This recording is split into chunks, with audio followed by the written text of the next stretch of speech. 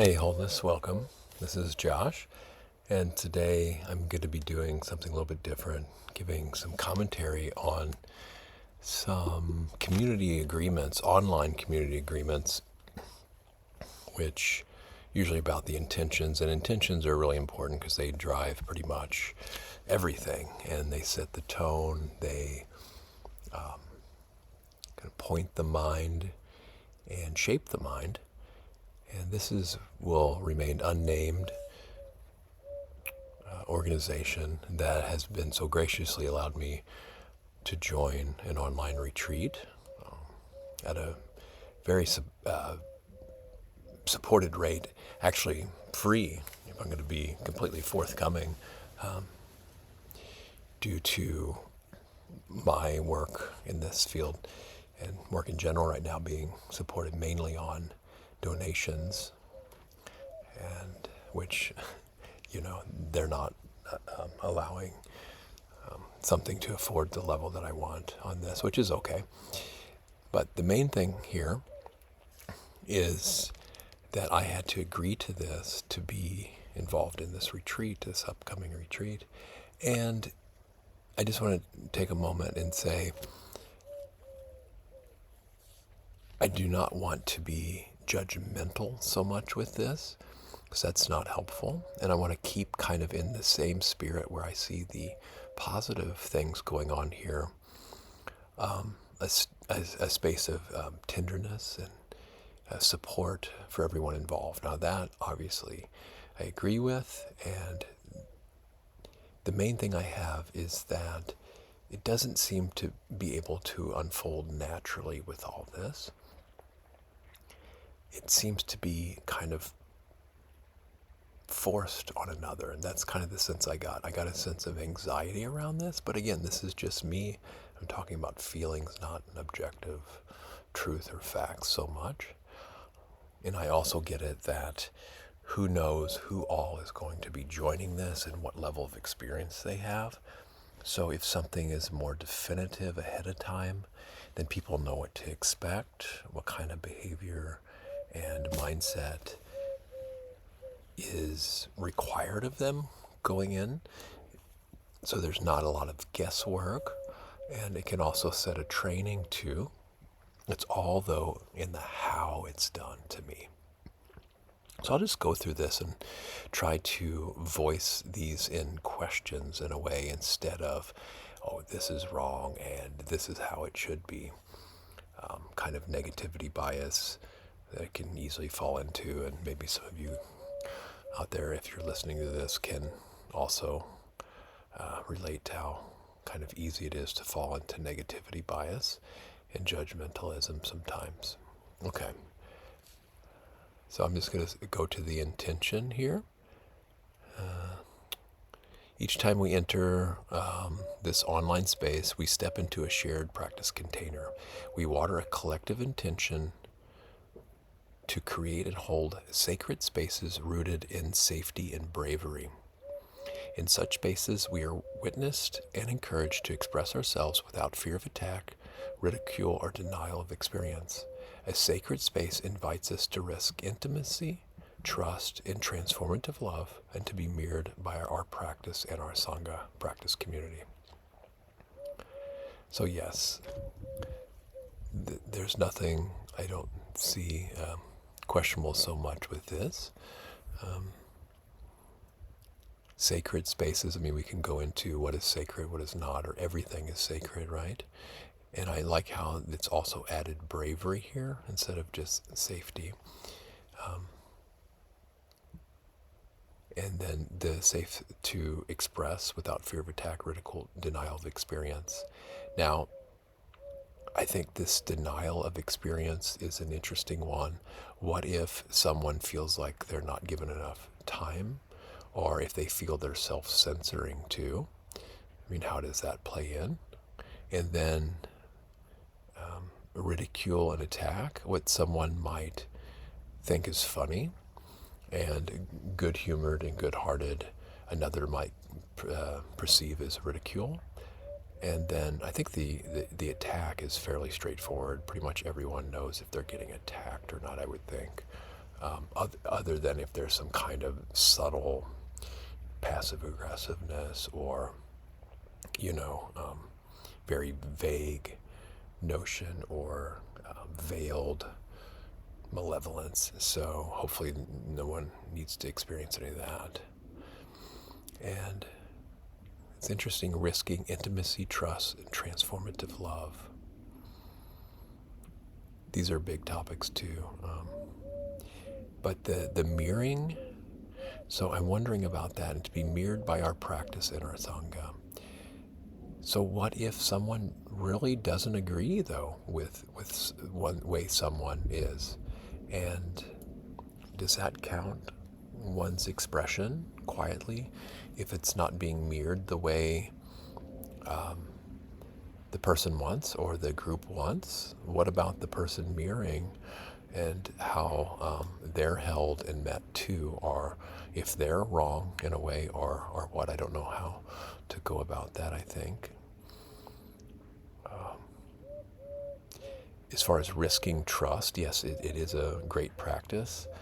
It really depends, I guess, some of the other extremes, depending on what someone went through. I'm thinking about more severe trauma, but more than likely, I'm guessing they wouldn't be there. So, and then re-traumatization. Again, I'm not trauma informed. I'm just wondering about these things. So that may or may not come into play. I have no idea. I like this notion of transformative love, though. Okay, now back to the document here. We use the phrase brave space with safe space to evoke the possibility of fearlessness alongside the fleeting realities of safety. We carry and express varied histories, traumas, and experiences of oppression. We embody different forms of power, privilege, and entitlement. Conflict may arise, and at times we may not feel safe. Together we explore how to hold conflict with tenderness. We cherish our Sangha and its members by taking responsibility for the impact of our actions. With bravery, we practice letting go of the conditioning that keeps us from sharing our vulnerability. We practice being curious and brave enough to acknowledge our blind spots, to ask for support, and to learn how to care for each other. We return to our intentions and return to the Sangha. So for the most part, this seems right on target for me. This notion, though, of what's underneath this, we carry and express varied histories, traumas, and experiences of oppression. I'm wondering, though, right there, yes, but where is I guess the positive statement then is follow the next one. We embody different forms of power, privilege, and entitlement. But for me, both of those are negative, Then it goes on to how to deal with that. But I think the whole thing, to me, unless I'm wrong or misreading this, it presupposes that there's, I don't know, all hardship, all badness, all challenge. I don't know. Where's the celebrating goodness? Where's the, all the uplifting positive qualities that are natural to the heart that will shine, I guess we don't really need so much support and ground rules with those, I guess. So maybe that's why I'm just guessing here, why this type of thing isn't mentioned here as well. And the other thing I'm just wondering about, a lot of these that we'll read here think to be fairly modern notions and concepts. And I'm just wondering what's wrong with, I'm not saying they're anti-Buddhist or against the Buddhists, but there's not really mention, I guess, directly from the way traditional Buddhism is framed, I guess, here, and the guidelines that the Buddha mentioned. So I don't know, maybe I'm completely wrong about that, and if I'm right, though, or if that's something to that, then, I think that maybe ought to be considered too. So varied histories, traumas, and experiences of oppression. So is there possible that someone is not oppressed, or if they were, they don't really feel that way anymore? And then, so do they actually need to take that on as a clothing kind of thing before they even get there? Of course, we need to consider others' histories, traumas, and experiences of oppression, but we don't really know them in such a case usually. So, of course, we don't pre-assume, but do we need to preload that everyone is currently feels in oppression, is going through oppression, or not? I don't know. We embody different forms of power, privilege, and entitlement. So, yeah, entitlement is a core wound, and I don't know if everyone has it. I'm pretty sure probably pretty much as everyone has either gone through some of it or can identify or see it in another and knows others with it, I guess. Power and privilege, again, these are, of course, they're there. But these are, how much of these do we actually get to say what is, or how much are we under the influence of different institutions telling us how to view these things and putting a priority on power, privilege, and entitlement, these words, instead of maybe, I don't know, maybe more traditional Buddhist values. But I'm not saying they're not important, but again, these are very complex dynamics that I think have been brought up somewhat recently in the zeitgeist, and there seems to be a lot of maybe contention, and it just seems energetically loaded and sticky, a lot of these things as well. I'm not saying we should deny them or pretend they don't exist or write them off as not important, but for me it's just a little bit, okay, we're going into, we're talking about meditation here, and this seems awfully politically loaded to me. I'm not saying these things don't affect how we are and what we bring to our practice and what we take away from it, but they do seem a little bit politically motivated, or it can be. Conflict may arise, I'm going back to the text here, conflict may arise, and at times we may not feel safe. And right there, I guess that's meaning inner conflict. I mean, if we're listening to another speak, I don't really know how a lot of conflict externally instead of internally is going to happen, but maybe I'm wrong, maybe I'm naive and don't know how these things work. Together, back to the text, together we explore how to hold conflict with tenderness. We cherish our Sangha and its members by taking responsibility for the impact of our actions. So holding conflict with tenderness, it's a beautiful notion. The only thing is, what happens when there's actual conflict in real life that we don't need to hold with tenderness, that we actually need to seclude ourselves, get away from, enact boundaries? It's actually a red flag for safety, and that maybe if there's some kind of abuse going on, or even if we sense some kind of abuse, but it's not really clear on what it is. So how do we actually get in a mobile state in a safe way and create safety in that sense? But also, yes, I agree that when it's just inner conflict we're trying to work through, or conflict that's somewhat safe, the only really way to deal with it, of course, is to be tender to it, open to it, and work with it in a safe way. I would say that, but that's not always the case, that we need to address conflict that way. But again, it's appropriate, I feel, for a space like this, in a setting like an online community that's dealing with meditative states and inner work. So we cherish our Sangha and its members by taking responsibility for the impact of our actions.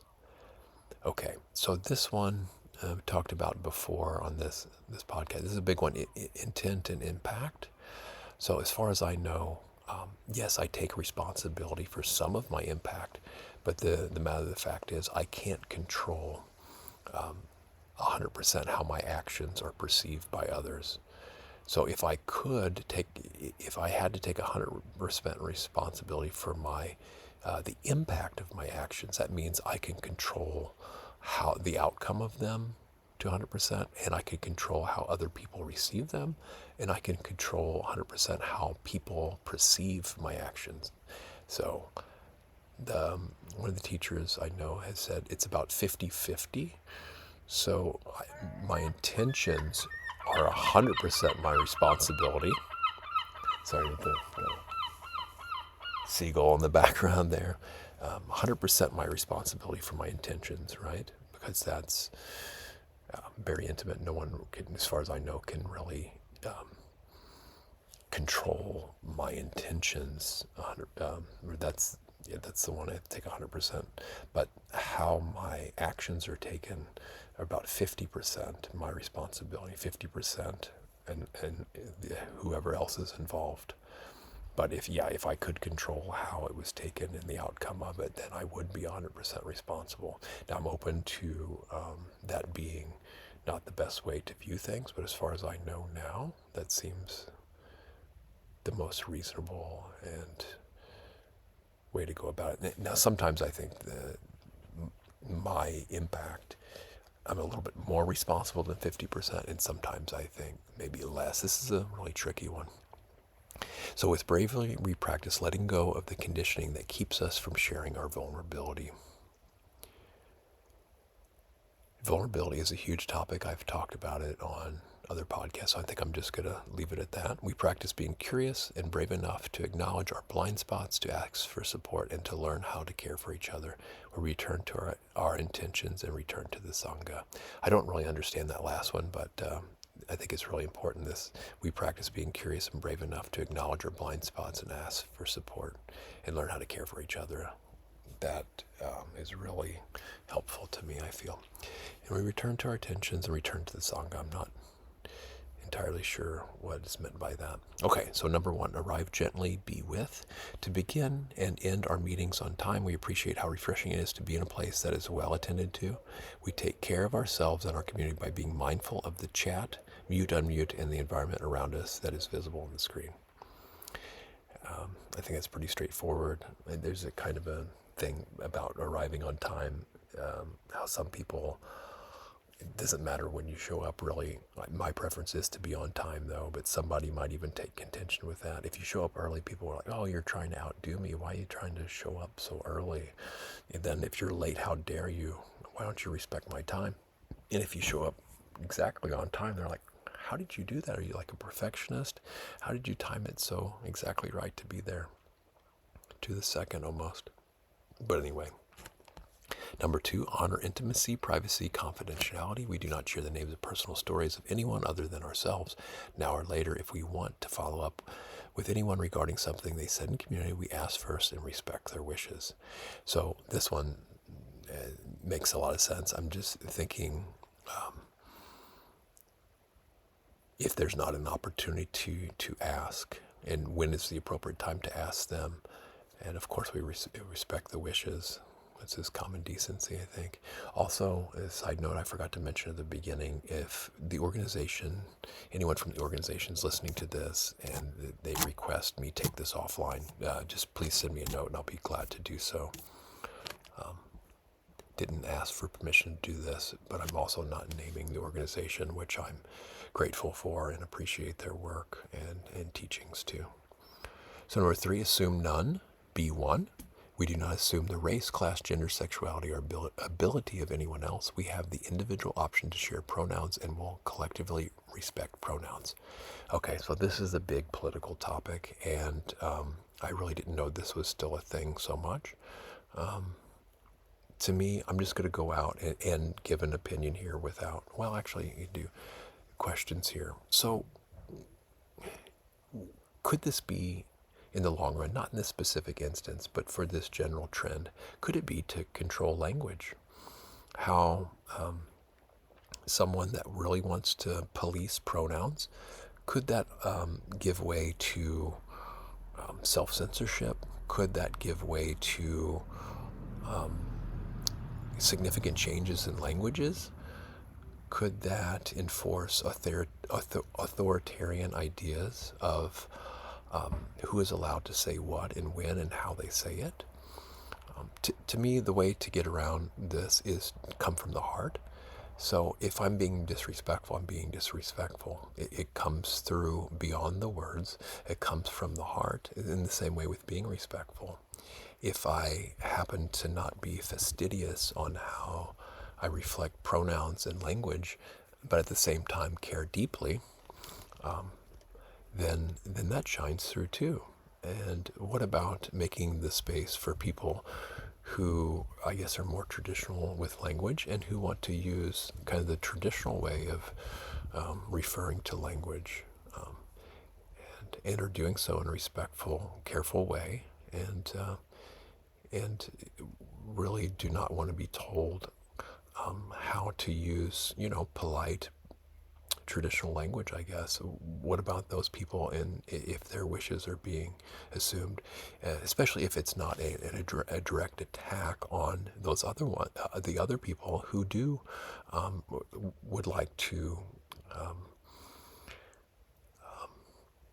exercise language in this new, I guess maybe experimental way, and how this rolled out, I definitely see how it can give more sensitivity and more preference to those who are using it in this way, and more consideration. On the other hand, I see this is kind of an identity building in a way, and building identities instead of in Buddhism talk about selfing, and I see this as kind of more and more layers of self added on, and more ways of clinging to that self, when I don't feel they're necessary now all the time anyway. Now, some of them are necessary, especially when someone's being disrespectful. And then how do we do that without causing more division, more disrespect, more conflict? And so does this kind of adherence lead to conflict or away from conflict? Does it lead towards benefit and healing or away from healing? And I think it really depends on who's present, how they're using it, and how much identity is being built and how much is being clung to it. Again, that's kind of some considerations. And again, I'm not saying that's what I shared there is the be all end all. I don't know, obviously. I think that's enough for now on that one. It's been a hot button political topic for some time now. Yeah. Number 4, dialogue over debate through mindful listening. We listen deeply with our full attention in body, heart, and mind. We listen to understand, not to respond. We are willing to be surprised, to learn something new, to be changed by all viewpoints and ideas. This is a really good one, especially for someone like me who's spouting off at the mouth on a podcast, right? So the only thing I will mention here is allowing one to be changed by all viewpoints and ideas. Now, this one, I agree, the malleability, if someone's breaking down rigid structures in the mind and belief systems and ways that the heart is closed, then this is really helpful.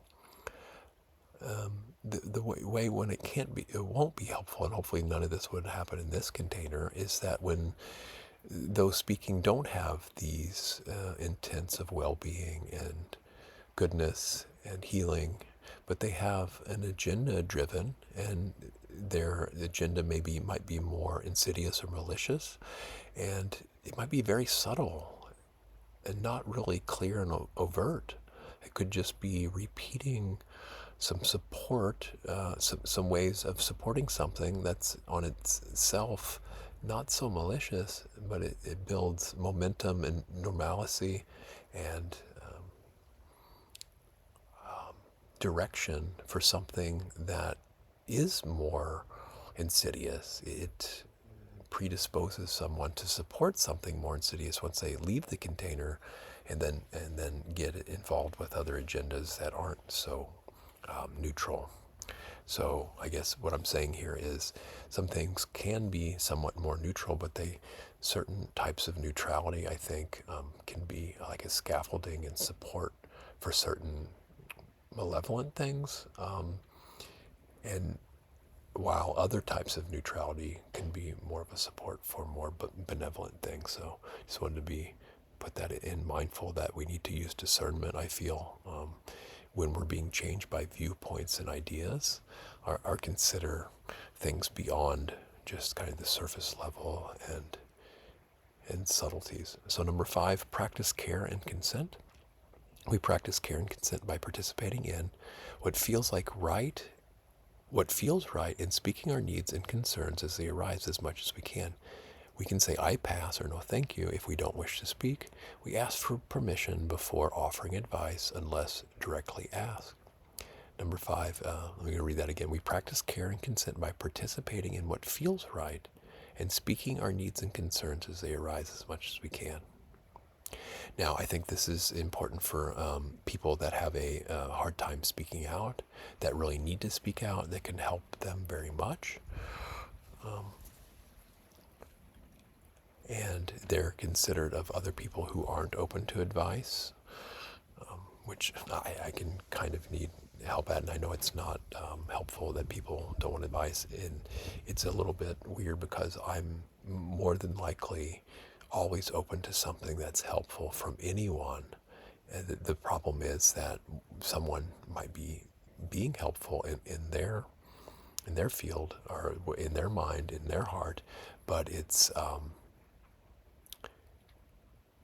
actually either the person already knows it, or it's out of context, or something like this. So when I love advice that's kind of universal, so anything helpful I'm open to usually, but that doesn't mean everybody else is.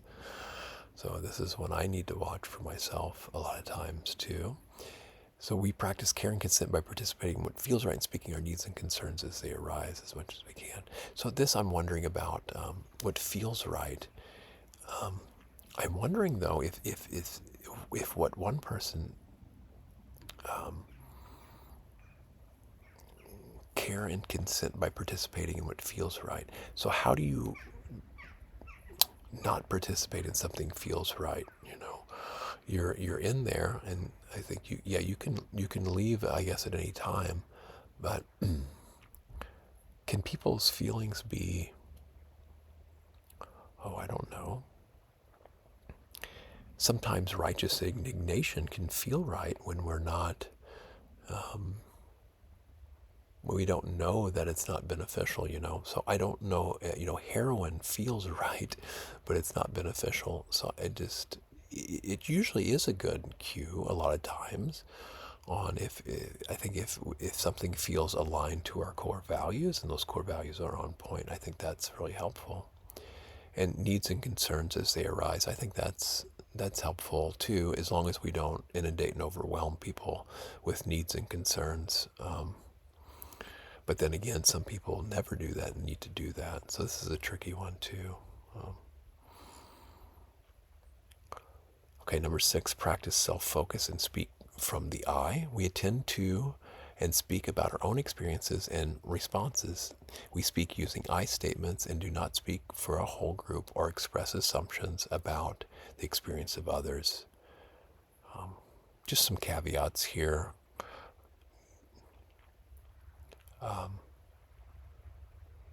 Again, I'm wondering if this is another control on language, or could be used as another control on language. I'm wondering if the facilitators could probably not always do this, that they can tell stories and speak for groups and things like that, while the participants really can't do that, even if I guess they're leaders or something like this. I think in general it seems a pretty good way to do it, to use I and not speak for others, and for the most part. But I'm wondering if there are actually times when it's appropriate to use like the royal we or the royal you, and not talk about anybody personally, but as a I don't know, as a way to express certain instances in life where other people are involved, where it's not just me in isolation, but there are others involved. So this is a tricky one. I don't really know how to approach this. Is kind of on a case-by-case basis, but what this basically says is they don't really allow the royal you or the royal we, which I think could be appropriate and helpful and useful and accurate, depending on what's being talked about. And it's kind of ironic too, because the language itself here is we attend to and speak about our own experiences and responses. We speak using I. So how does I apply to we? I know it's a kind of a muddled language thing here, so it's a little bit confusing in and of itself. They're using this we speak using I in a way, but in a way it's clear too. So I guess the purpose behind this, if I had to guess, is that we're not hijacking someone else's experience and putting words in their mouth. The other thing here to consider seems to be like if we're repeating something back to someone using this technique of I hear you saying, what I hear you saying, the way I take what you've said, and things like this. Okay, number 7, practice both/and. Both and is in quotations. We substitute and for but when speaking. This practice acknowledges and honors multiple realities. This also supports creating spaciousness around our binary ways. Again, to me, this is kind of a newer political concepts involved here, binary ways. So I guess, yes, we do have binary ways, but we also have like multidimensional, trinary, and gray ways, I guess, of putting it, if that's the right way. So these last few, and then some others, I just get this sense of anxiousness that there's being a lot of constraints, expectations, and guidelines, are actually really rigid, firm guidelines on how to use language and not really much emphasis on the heart, of how the heart is expressing itself, and the intentionality and the practice of the Buddhist guidelines on speech. So these guidelines on speech, I don't feel they're going into things that the Buddha didn't mention, which is not necessarily bad, or maybe they can be attributed to certain things of speech, which are: is it true? Is it timely? Is it kind? Is it necessary? Is it helpful? Does it create concord? And is it, pleasing to hear for the most part, instead of harsh or abusive speech?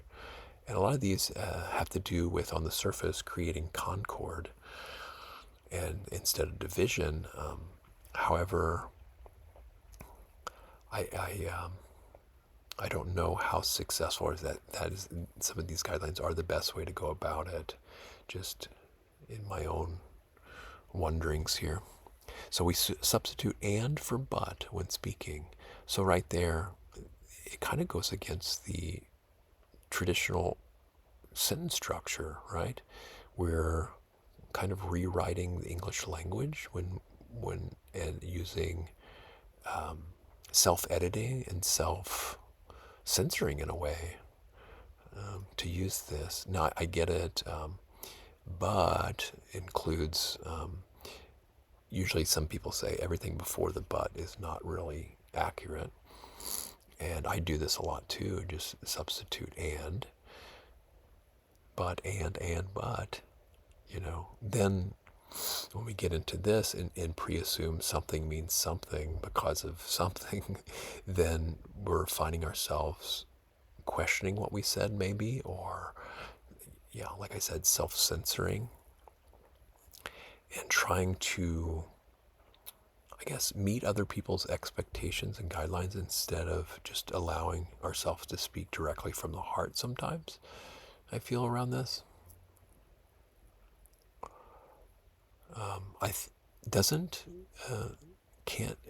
This practice acknowledges and honors multiple realities. Well, I'm wondering if multiple realities can also be acknowledged and honored using but statements, and if there's other ways to use language that don't include and but, that also acknowledge and honors multiple realities. Or if using but doesn't, what about following up or proceeding with things that do? And does that count for anything or not? So the binary ways, I'm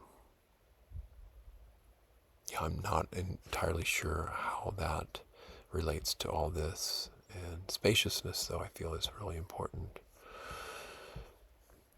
I can kind of feel my mind getting fried here. And yeah, I feel these do address kind of the mind and the mindset of how we approach ways of viewing and relating to. So there's only 8, 9, 10, 11.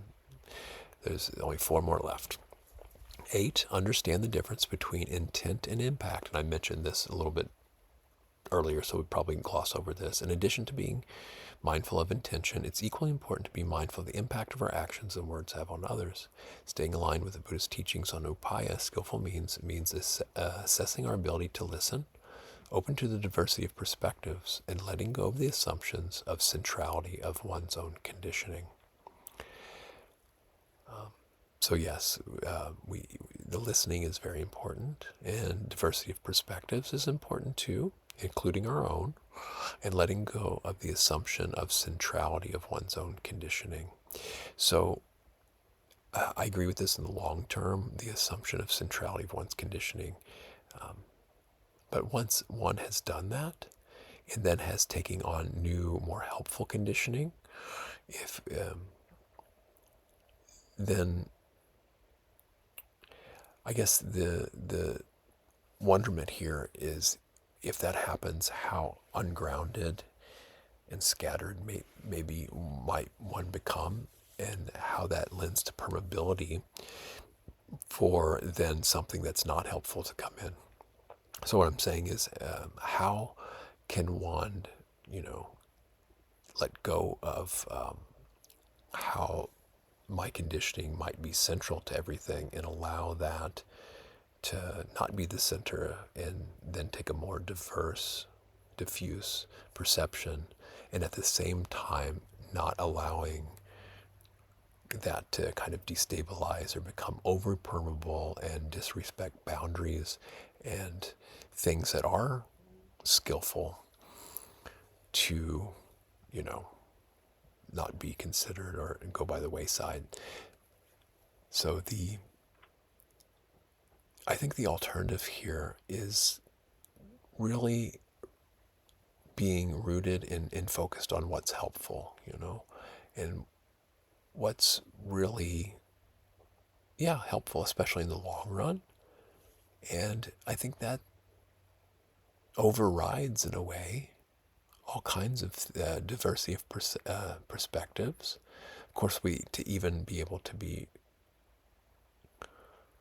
enter and remain in something that's helpful, we have to open to a diversity of perspectives in order to see if the one we're entering and remaining in is the best one to do so. And then with that, it doesn't really matter so much about one's own conditioning, unless one is completely beholden to one's conditioning.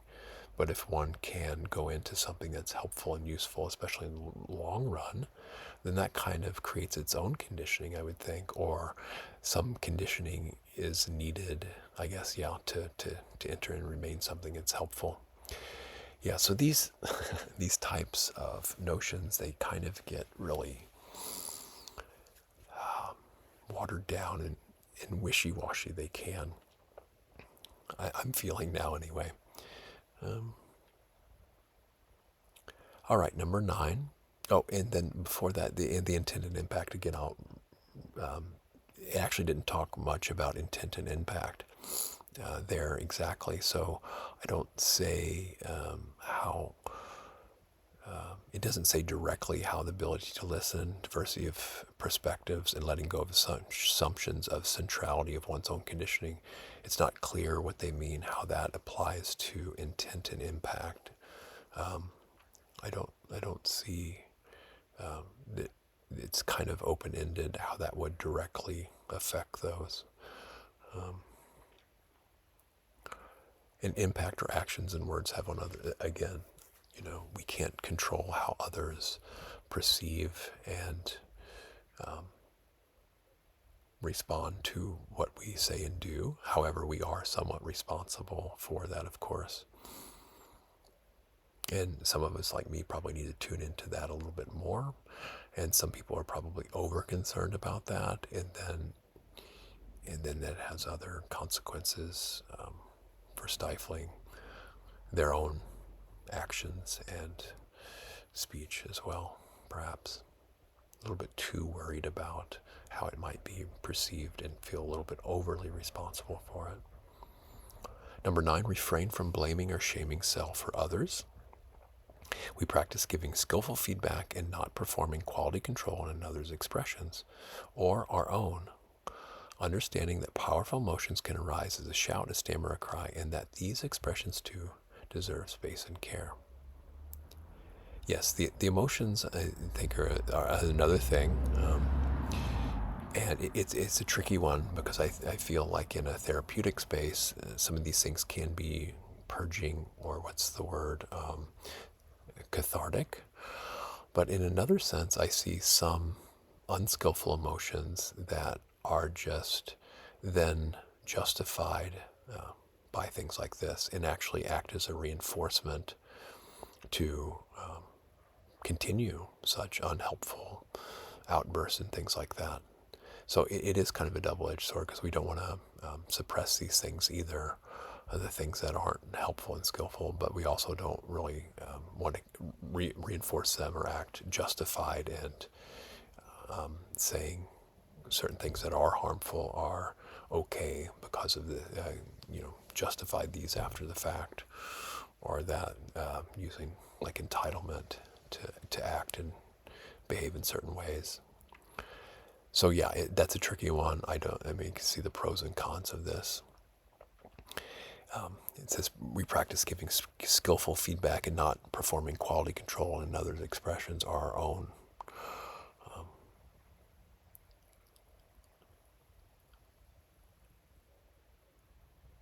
But the thing is, what if another's expressions are bordering on something that isn't skillful and harmful? Then what do we do? I don't think they really need to be blamed or shamed. That's really not helpful.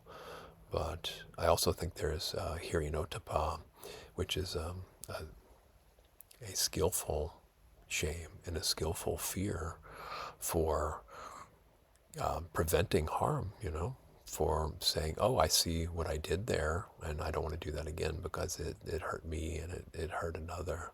And it's not to be stuck in blame and shame. But there are wholesome and skillful versions of these two that help restrain, self-restrain, involuntarily restrain certain types of behaviors. And so this is a tough one. I mean, to me, this goes more into maybe therapeutic things other than meditation. But if these things do come up, then yes, they need to be dealt with. So what do we do, though, when there are hurtful, harmful things potentially going on, or people get triggered out by certain things and then can, act on those in unskillful ways? What do we do to help with that without blaming or shaming, I guess? And how do we allow powerful emotions that need to be expressed to come through without suppressing them either?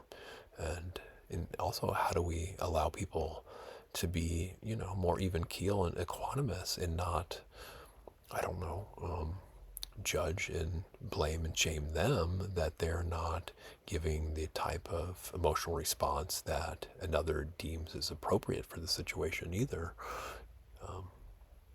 Maybe they might be blamed or shamed as being cold or distant or non-responsive or not effective enough, or so how do we make space for them as well, and that type of thing for especially seasoned practitioners who don't want to get entangled in drama and things like this, or want to speak up in a way to actually say something about something that they feel is harmful or not helpful, or so I don't really have any good answers to these.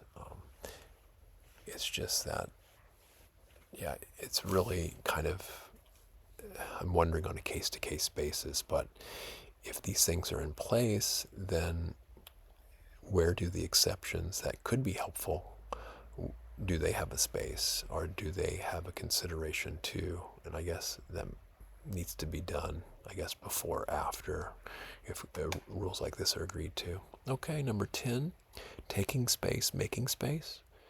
We encourage full participation by all present, knowing that courage takes different forms for each of us. Take note of who is speaking and who is not. If you tend to speak often, consider tuning in through mindful listening. If you tend to rest in silence, consider making space by sharing your experience. And I see this, but this kind of deals with more extremes. And what if someone is more balanced, or what if the group dynamic tends to be leaning one way, and there's an individual or two, maybe individuals, that lean the other way? And how is that going to kind of balance out? Or could somebody be, half listening and then half talking throughout that? Or so I don't know. It just doesn't seem as black and white to me. But I get it as a general thing. If someone, this seems to apply more to those who are overly talkative or don't want to say anything really all the time. I think that's where this is mainly aiming to, and mainly aiming to balance that out as well. I think it's also situational too. There might be something that someone really feels moved and compelled to speak about at sometimes, and other times they feel like they they need to, being silent might be more helpful, or might be called to be more silent too, depending on which topic it is. Number 11, meeting edges, respecting boundaries. We listen to our body, heart, and mind. If we do not want to participate in breakout groups, we can decline to join the invitation and remain in the main room. If we are in a breakout room and we want to leave, we can click return to the main room at any time. While we encourage full participation, we respect everyone to know what they have capacity for in each moment. This is our practice of collective liberation. It will be uncomfortable, joyous, terrifying, and profound. And we begin anew in every moment together. Okay, I don't really have anything to say about that other than, when somebody does leave the meeting room, for me, sometimes it seems more clear why they might have left the room if they're getting overwhelmed or can't have it anymore. But when we're talking about technology, if somebody gets disconnected, or somebody in the real space or the physical space comes in and they have to leave or something like that, and how do we do things like this? Just do we notify other people so they don't get the wrong idea, or they don't sit there and feel, oh, did I say something? But then if we over notify why we left a space, then they might be interrupting to the group. So I don't really have any good answers to this. That's about all there is to that. I appreciate if anybody made it all the way through listening to me ramble about things like this, but I find these things important to me, so please take from this what you find helpful, and leave the rest. May you all be in practice well, especially in online spaces and communities.